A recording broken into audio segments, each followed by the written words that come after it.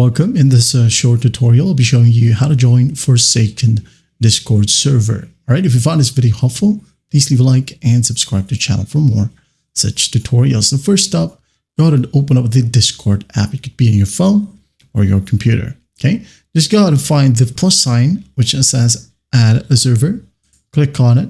Now go ahead and click on join a server right here at the bottom. Okay, click on it. Now go ahead and start typing Forsaken RBLX. All right, again, Forsaken RBLX without spaces.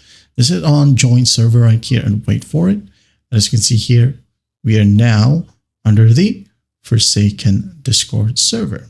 Okay, here we have the rules, information, game rules. And it says here you must verify your identity by phone before you can send messages in the server. Now, if you want to send messages, you can go ahead and click on verify phone, follow simple prompts, and once done, you're good to go.